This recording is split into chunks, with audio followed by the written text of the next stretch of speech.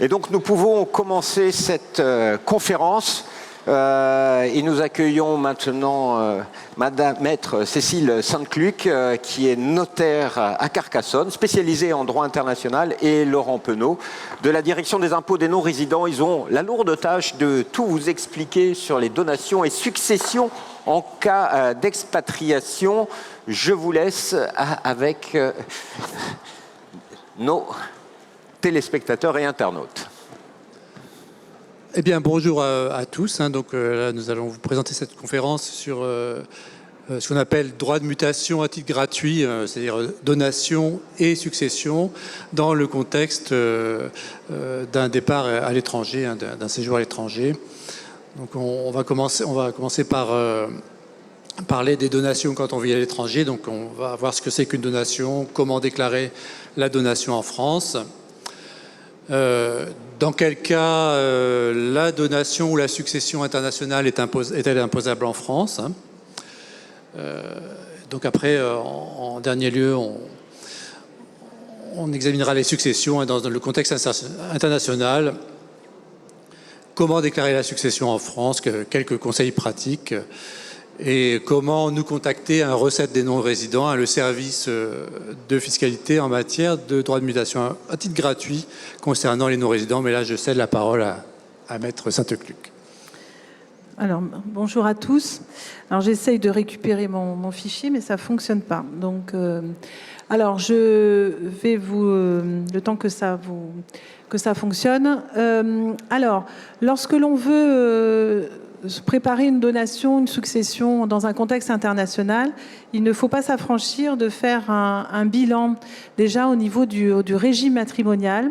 On va plutôt aujourd'hui parler des couples mariés, compte tenu du temps qui nous est imparti.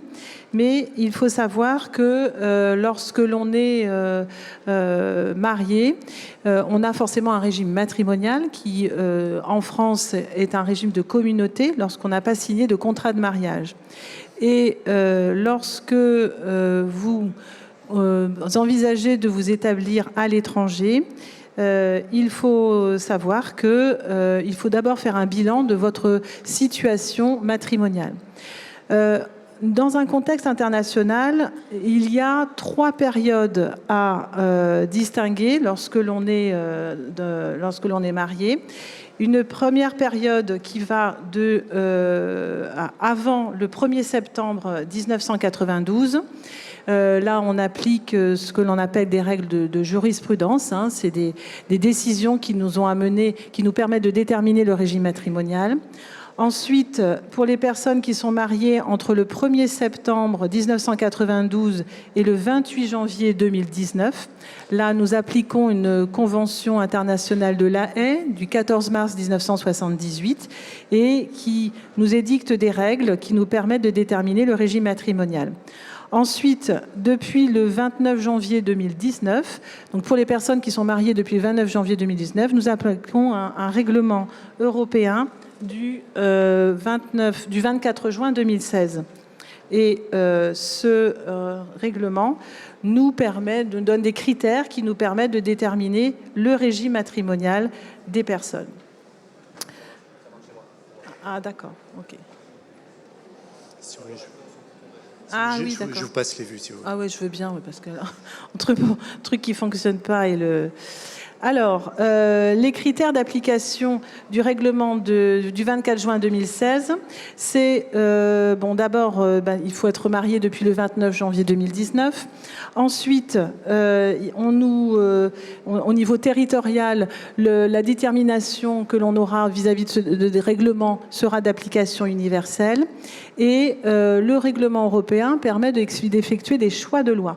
Donc, si vous êtes marié sous un régime français et que vous souhaitez le conserver, il est conseillé de vous rapprocher d'un notaire qui pourra évidemment être à l'aise avec le contexte, enfin les conseils internationaux, pour faire un choix de loi et bien fixer la loi française comme la loi qui s'appliquera à votre situation matrimoniale tout au long de votre évolution. Alors, quels sont les choix de loi possibles ? Ce sera soit la loi dans laquelle au moins l'un des époux époux a la résidence habituelle ou la loi dont un des époux a la nationalité. Dans un contexte international, si vous êtes français, que vous voulez aller vous établir à l'étranger, la loi française, vous la connaissez. Au moins, vous pouvez vous renseigner très facilement dessus. Donc, ça peut être intéressant de faire ce choix de loi. Ensuite, en ce qui concerne la transmission des biens, maintenant, qui est plus précisément pour ce qui focalise notre conférence d'aujourd'hui, il y a des transmissions de biens qui se font entre vifs ou à cause de mort. Alors, entre vifs, c'est notamment ce que vous connaissez probablement, c'est les donations partage. Alors, il faut savoir que dans un contexte international, les règles sont toujours assez particulières. Et ce que vous connaissez en droit français ne sera pas forcément reconnu et accepté à l'étranger.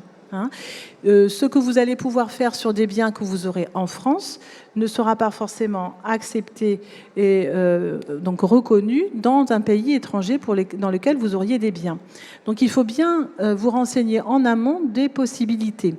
En droit français, nous appliquons toujours ce règlement, donc le règlement européen sur les successions, qui est applicable aux successions qui sont ouvertes depuis le 17 août 2015. Et dans ce règlement, il y a une reconnaissance de ce que l'on appelle les pactes successoraux. Et donc, si vous faites des donations-partage, là, il y a des règles à connaître, savoir ce que l'on peut donner en France, comment donner et transmettre les biens qui sont situés à l'étranger. Et donc, il est conseillé, dans le cadre par exemple, si vous voulez donner un bien en France à un enfant et un bien à l'étranger à un autre enfant, il y a tout un processus à suivre. Vous faites par exemple une donation d'abord dans le pays étranger et ensuite on va réintégrer en France, reconnaître en France la donation du bien fait à l'étranger à un enfant pour rééquilibrer dans une donation partage qui serait faite en France. Donc il y a des possibilités qui existent pour donner et je passe le relais pour l'aspect fiscal des donations.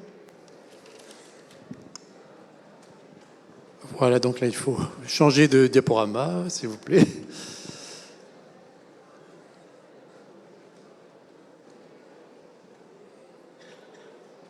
Bon. Alors, on va revenir un peu sur savoir ce que c'est qu'une donation. Une donation, donc, c'est un acte par lequel un donateur transfert de son vivant un bien. Alors ça peut être toutes sortes de biens, soit une somme d'argent, donc ça revêt généralement ce qu'on appelle un don manuel. Ça peut être des biens meubles, éventuellement des œuvres d'art, des parts de société, ou ça peut être des biens immobiliers.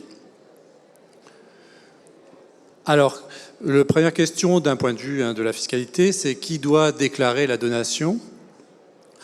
Alors, quand la donation fait l'objet d'un acte authentique, c'est-à-dire un acte rédigé par un notaire, c'est le notaire qui se charge des formalités et qui va faire enregistrer l'acte de donation et acquitter l'impôt éventuel, ce qu'on appelle les droits de mutation à titre gratuit, auprès du service d'enregistrement dont dépend son office. Alors, comment déclare-t-on la donation ? Alors, le principe, c'est qu'on doit la déclarer dans le délai d'un mois après la transmission du bien, ou ce qu'on appelle la révélation à l'administration. Ça, c'est dans le cas des dons manuels, qui ne deviennent imposables qu'à partir du moment où on choisit de faire connaître l'existence du don à l'administration. Il faut savoir par ailleurs, dans un contexte de résidence à l'étranger, que les actes de donation passés à l'étranger bénéficient d'un délai de 3 mois pour être enregistrés. Alors ça peut revêtir soit un acte notarié à l'étranger, soit un acte sous seing privé. Pour les dons manuels, donc c'est quand il n'y a aucun acte qui relate la transmission. Le cas classique, c'est quand on donne une somme d'argent, mais ça peut être également des parts de société. On doit établir une déclaration 2735, sachant que depuis maintenant 2 ans, la déclaration peut s'effectuer en ligne à partir de votre espace partagé. Vous avez l'imprimé 2734, ça c'est dans le cas où on choisit de révéler donc le don manuel, mais on va décider de l'imposer qu'une fois que le donateur sera décédé.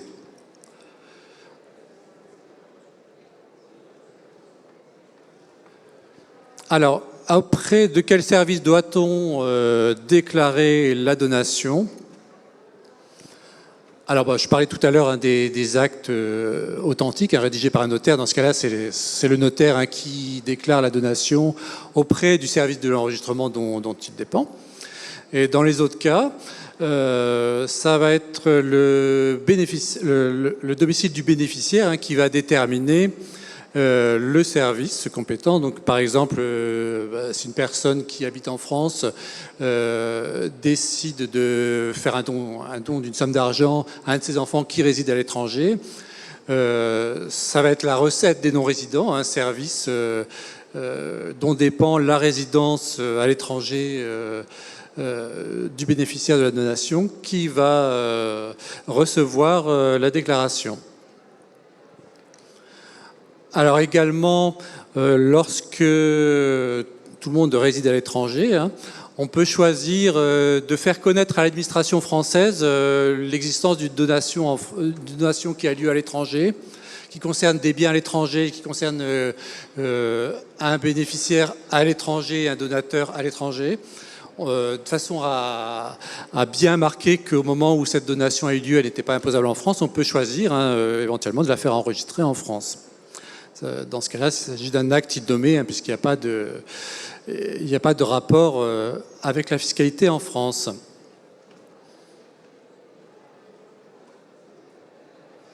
Alors, par contre, si la donation si la donation prend la forme d'un acte sous seing privé, là, on peut choisir le domicile de l'une des parties à l'acte pour faire enregistrer la donation.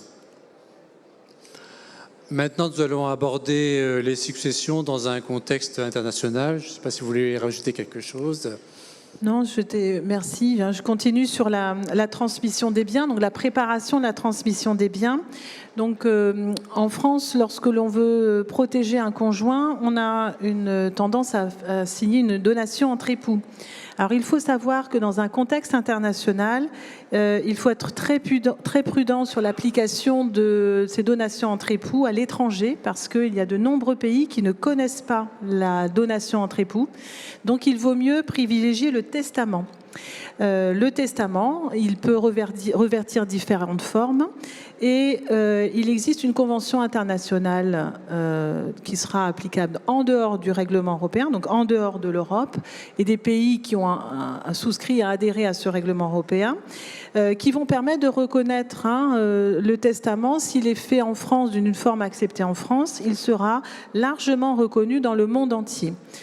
Lorsque vous faites un testament, dans le cadre du règlement européen que nous appliquons en matière de succession, donc pour toutes les successions ouvertes à compter du 17 août 2015, nous appelons ça, il est possible de désigner sa loi nationale comme la loi applicable à la succession. Donc, la loi nationale, lorsqu'on est né français, on va demander à ce que ce soit la loi française qui régisse la succession. Donc la loi française va alors dire qui sont les héritiers et quels seront leurs droits. Lorsque vous avez une double nationalité, vous pouvez choisir la loi d'une des deux nationalités. Donc ça, c'est tout à fait clair et ça, c'est tout à fait valable.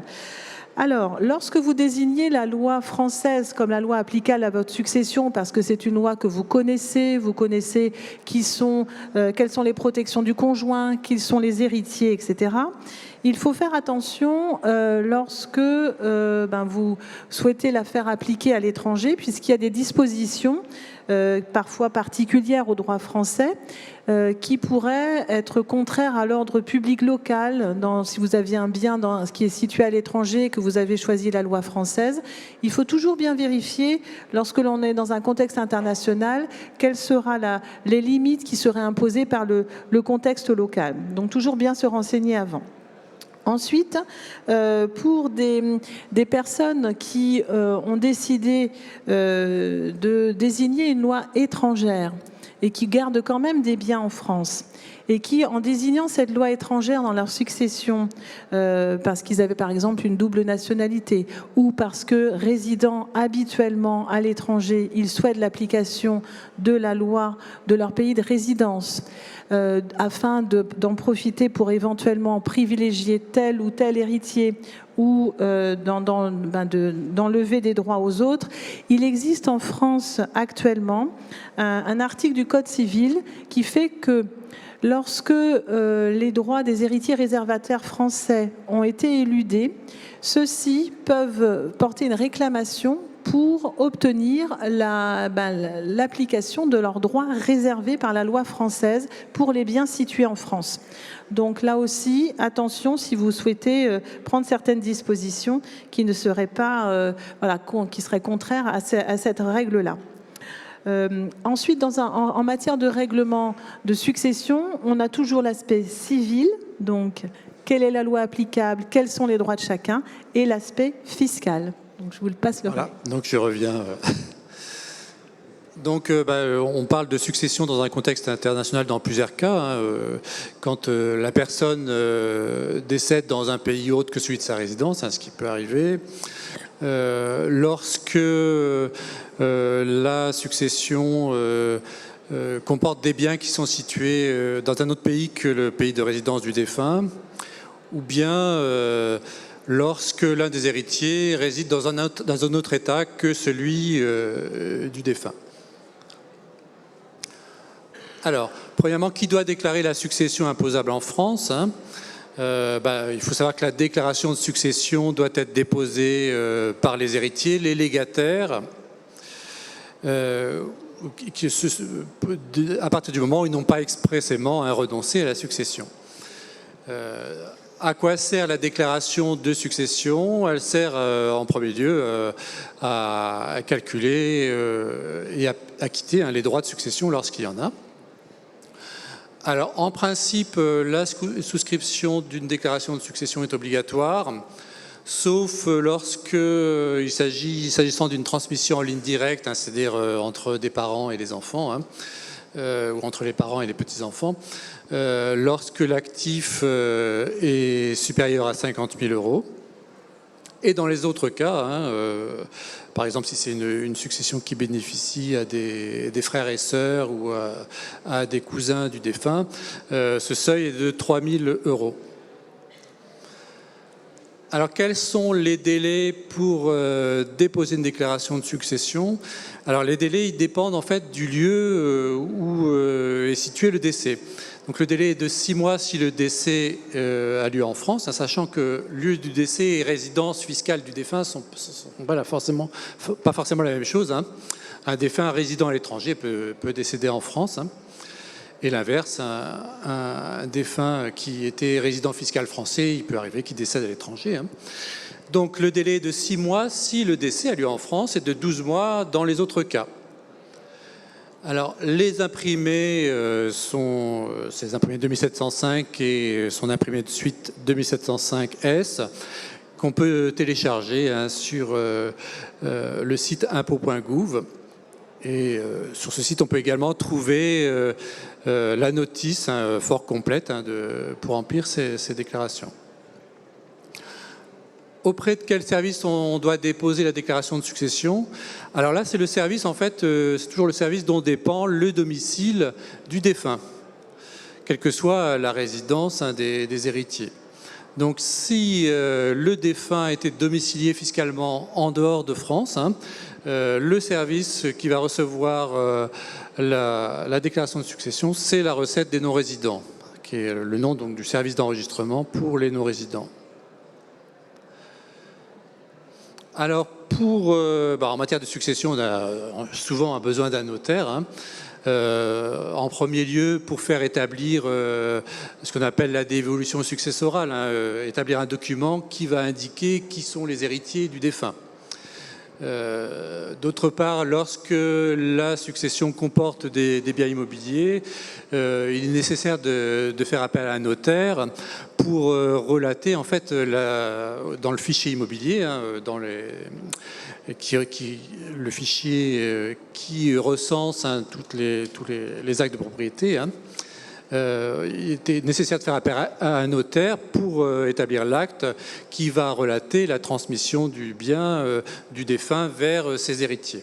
Et d'ailleurs, je peux rajouter juste une chose, c'est que dans un contexte européen, on peut établir un certificat successoral européen.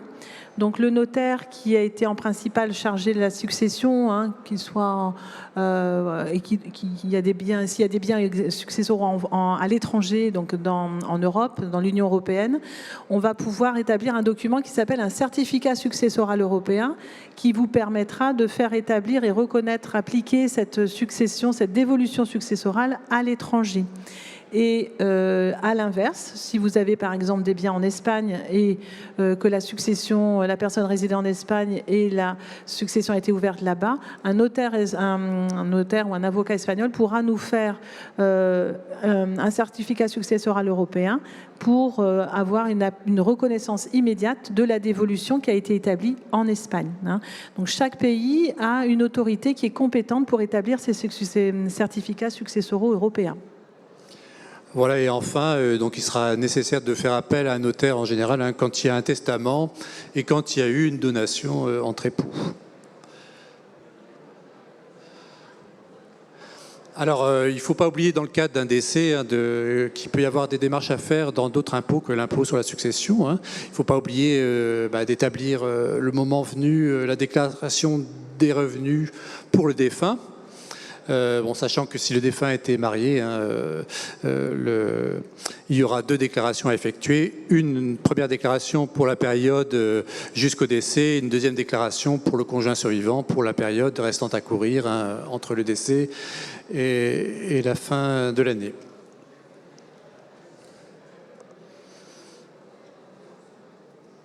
Et par ailleurs, si le défunt avait un patrimoine immobilier important, hein, s'agissant de non-résidents, un patrimoine immobilier en France, hein, dont la valeur nette dépasse 1 300 000 €, il ne faut pas oublier, hein, de faire les démarches en matière d'impôt sur la fortune immobilière au moyen de l'imprimer 2042 IFI.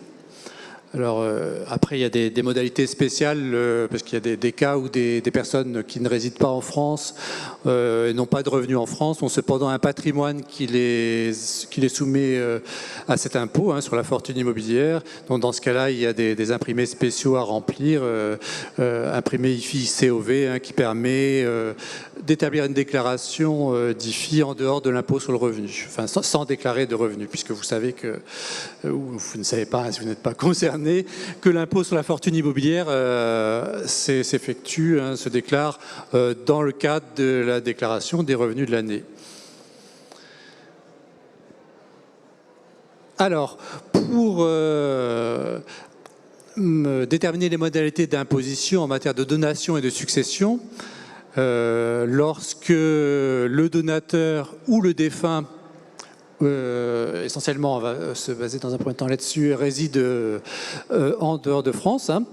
On va examiner leur domicile fiscal. Ça va déterminer des règles d'imposition différentes. Alors, il faut savoir qu'il existe des conventions fiscales, hein, en matière de donation et de succession, qui sont beaucoup moins nombreuses, hein, qu'en matière d'impôt sur le revenu. Celles qui visent les donations sont encore moins nombreuses que celles qui concernent les successions. Donc on va d'abord examiner quelle est la législation française, hein, suivant le domicile du défunt, celui des héritiers. On va analyser quels biens vont entrer dans l'assiette de l'impôt en France. Et éventuellement, le cas échéant, ensuite, on va examiner s'il y a une convention entre l'état de résidence du défunt, s'il n'était pas résident français, et la France, ou si le défunt était résident français, on va examiner s'il existe une convention entre la France et l'État où sont situés certains biens qui rentrent dans la succession ou qui sont transmis du vivant dans le cadre d'une donation. Alors, on va commencer par examiner ce qu'on appelle les règles de territorialité dans le cadre du Code général des impôts, ce qu'on appelle le droit fiscal interne. Alors, il y a une première situation, c'est dans le cas où le donateur ou le défunt est domicilié fiscalement en France. Dans ce cas, la donation ou la succession est imposable en France, quel que soit le lieu de situation des biens. Donc, tous les biens qui entrent dans la succession ou qui sont transmis par donation sont imposables en France, quelle que soit leur nature et quel que soit le lieu où ils sont situés, qu'ils soient en France ou à l'étranger. Donc ça, c'est dans le cas où le défunt ou le donateur, la personne qui donne, sont domiciliés en France. Par contre, les choses vont être un peu plus compliquées lorsque le donateur ou le défunt réside à l'étranger. Alors, un premier principe, c'est que dans ce cas-là, vont être imposables en France les biens transmis qui sont situés en France. Donc ça, c'est le principe. Et par ailleurs, on va dans un deuxième temps examiner le domicile des bénéficiaires de la donation ou de la succession, donc les héritiers ou les légataires. Et donc là, si il se trouve que les héritiers ou légataires sont domiciliés en France au moment du décès ou au moment de la donation, et donc si leur domicile en France a un certain caractère de permanence, c'est-à-dire s'ils remplissent une condition qui consiste à avoir été domiciliés au moins fiscalement 6 ans au cours des 10 années qui précèdent le décès ou la donation, dans ce cas-là, la France va imposer les biens qui sont situés aussi bien en France qu'à l'étranger. Voilà. Alors là-dessus vont se greffer bien sûr les conventions fiscales. Donc, alors il faut savoir que les conventions fiscales vont primer le droit interne, c'est les règles qu'on vient de vous indiquer. Elles vont répartir le droit d'imposer, elles vont servir à répartir le droit d'imposer entre les deux États, donc entre la France et soit l'État de résidence du défunt ou du donateur, si celui-ci n'était pas résident de France, ou entre la France et l'état de situation des biens, si le défunt ou le donateur était résident français. C'est uniquement dans ces cas-là, en règle générale, sauf cas particulier, il y a une convention, celle avec Monaco, qui fait appel à la nationalité française. Mais dans les autres cas, c'est le domicile du défunt, soit en France, soit dans l'État en question, qui va faire qu'une convention est applicable. Alors, vous pouvez consulter les conventions fiscales sur le site impôts.gouv, dans la rubrique internationale. On a accès en langue française à toutes les conventions fiscales qui ont été signées par la France. Alors là, vous allez trouver les coordonnées de la recette des non-résidents, donc qui est le service qui est en charge des déclarations de succession pour les défunts résidents hors de France. Alors, vous pouvez poser des questions via la messagerie sécurisée à laquelle vous avez accès sur le site impôts.gouv dans votre compte fiscal. Alors, donc, si vous envisagez de partir à l'étranger, conservez bien, au moins pour les années qui suivent immédiatement le départ, ou si vous conservez des revenus en France, vos identifiants de façon à pouvoir vous connecter depuis l'étranger et effectuer vos démarches. Donc là, vous avez le numéro de téléphone ainsi que les horaires pour obtenir un rendez-vous auprès de la recette des non-résidents. Voilà, et il faut savoir que la direction des impôts des non-résidents a également donc une page Facebook et un compte Instagram sur lesquels vous pouvez accéder à des informations intéressant le domicile fiscal à l'étranger. Voilà, donc là, si vous avez quelques questions, on a quelques quelques minutes pour répondre. Oui, et moi juste pour conclure, ce que je voulais bien faire passer comme message aujourd'hui, c'est que avant de vous expatrier, avant de vous établir dans un autre pays, il faut vraiment vous renseigner, anticiper les problèmes éventuels que vous pourriez rencontrer si vous n'avez pas bien préparé la transmission de vos biens. Il faut veiller à protéger le conjoint survivant et à bien organiser la transmission pour que vous gardiez un équilibre de votre patrimoine et de la transmission du patrimoine à vos héritiers, puisque si ça n'est pas fait correctement, si rien n'est anticipé, ça peut entraîner vraiment des problèmes importants et qui peuvent déboucher sur des procédures. Donc c'est dommage, alors qu'on peut anticiper les choses. Et donc n'hésitez pas à contacter un notaire. Certains notaires sont plus spécialisés que d'autres en droit international privé. Donc là, il faut aussi vous renseigner. Le Conseil supérieur du notariat est à votre disposition pour vous transmettre les coordonnées de notaires qui sont sur tout le territoire français pour vous aider à préparer. Sachez que ces notaires travaillent en réseau avec des notaires qui sont ou des lawyers ou des avocats qui sont avec lesquels on travaille dans différents pays pour bien planifier votre transmission de biens dans un contexte international. Si vous avez des questions... On a 3 minutes.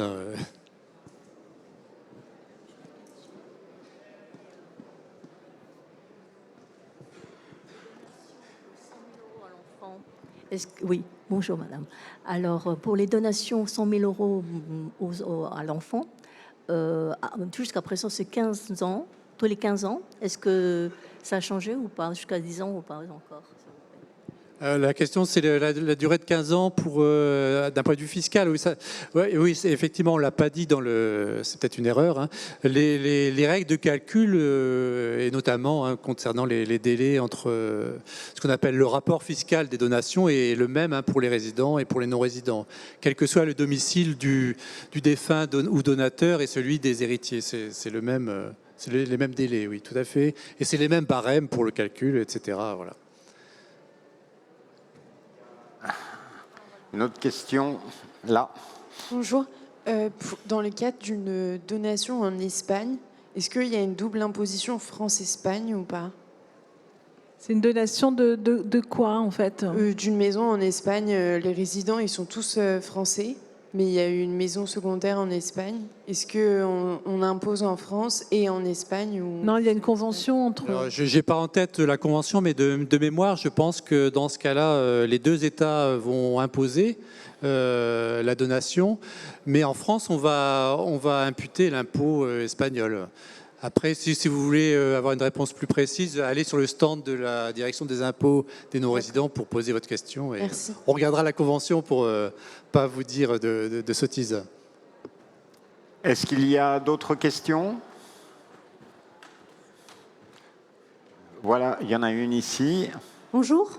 Je voulais savoir pour une donation que je souhaiterais faire à ma fille au Maroc, quelles sont les taxes fiscales ou auprès de qui je dois déclarer cette donation? C'est une donation d'un bien immobilier? Oui, c'est ça.